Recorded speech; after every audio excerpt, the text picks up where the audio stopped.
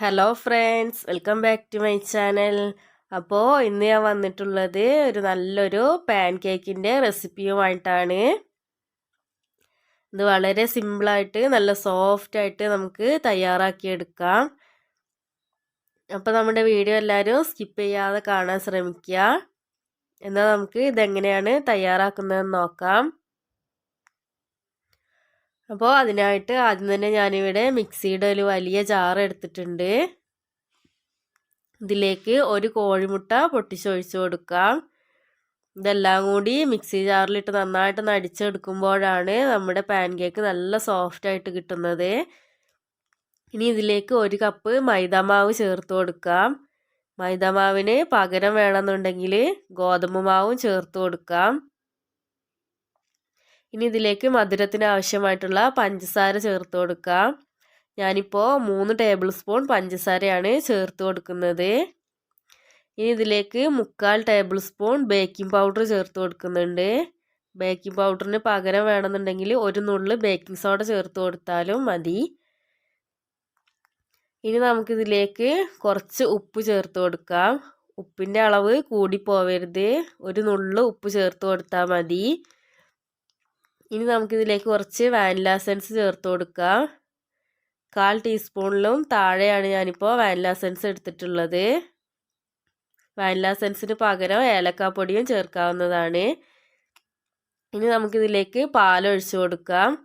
1 cup മൈദാമാവിന് 1/2 cup പാലാണ് ഞാൻ എടുത്തിട്ടുള്ളത്. ഇനി നമുക്കിത് നന്നായിട്ട് മിക്സ് ആവുന്ന രീതിയിൽ നന്നായിട്ടൊന്ന് അടിച്ചെടുക്കാം. ഞാനിതാ ഇപ്പോൾ നന്നായിട്ടൊന്ന് അടിച്ചെടുത്തിട്ടുണ്ട്. ഈ ഒരു കട്ടിയിൽ വേണം നമ്മളിത് റെഡിയാക്കി എടുക്കാനായിട്ട്. കൂടുതൽ ലൂസായി പോവാൻ പാടില്ല. അപ്പോൾ നമ്മുടെ പാൻ കേക്കിൻ്റെ ഷേപ്പാകെ മാറിപ്പോവും. ഈ ഒരു കട്ടിയിൽ നമുക്ക് തയ്യാറാക്കി എടുക്കണം. ഇനി ഒരു പാനിലേക്ക് കുറച്ച് നെയ്യോ ബട്ടറോ തടവി കൊടുക്കാം. ഇനി നമ്മൾ റെഡിയാക്കിയെടുത്ത മാവ് ഇതിലേക്ക് കുറേശ്ശെ ഒഴിച്ചു കൊടുക്കാം. മാവ് ഒഴിച്ചതിന് ശേഷം ഇത് പരത്തി കൊടുക്കരുത്. ഇതിങ്ങനെ തന്നെ ആയി വരണം.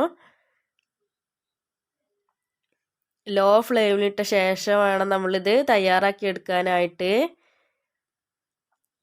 1 മിനിറ്റ് ആകുമ്പോഴേക്കും ഇതിൻ്റെ മുകളിലേക്ക് ചെറിയ ചെറിയ എയർ ബബിൾസ് ഒക്കെ വന്നിട്ടുണ്ടാവും. ആ സമയം നമുക്കിത് തിരിച്ചിട്ട് കൊടുക്കാം.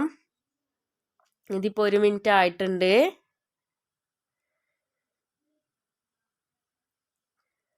ഇത് തിരിച്ചിട്ടതിന് ശേഷം ഒരു 30 സെക്കൻഡ് ഇങ്ങനെ വെച്ചാൽ മതി. അപ്പോഴേക്കും നമ്മുടെ പാൻ കേക്ക് നന്നായിട്ട് വെന്ത് നല്ല സോഫ്റ്റ് ആയിട്ട് വന്നിട്ടുണ്ടാവും. ഇപ്പോൾ നമ്മുടെ പാൻ കേക്ക് ഇവിടെ റെഡിയായി വന്നിട്ടുണ്ട്. നല്ല സോഫ്റ്റ് ആയിട്ട് നന്നായിട്ട് പൊന്തി വന്നിട്ടുണ്ട്. ഇത് ഇങ്ങനെ കഴിക്കാനായിട്ട് തന്നെ നല്ല ടേസ്റ്റാണ്.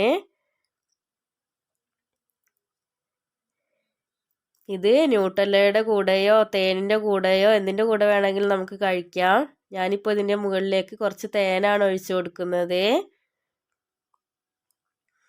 അപ്പോൾ നമ്മുടെ വീഡിയോ ഇഷ്ടപ്പെട്ട എല്ലാവരും ഒന്ന് ലൈക്ക് ചെയ്യുക, ഷെയർ ചെയ്യുക, കമൻറ്റ് ചെയ്യുക. നമ്മുടെ വീഡിയോ ആദ്യമായിട്ട് കാണുന്നവരാണെങ്കിൽ ഒന്ന് സബ്സ്ക്രൈബ് ചെയ്യണേ.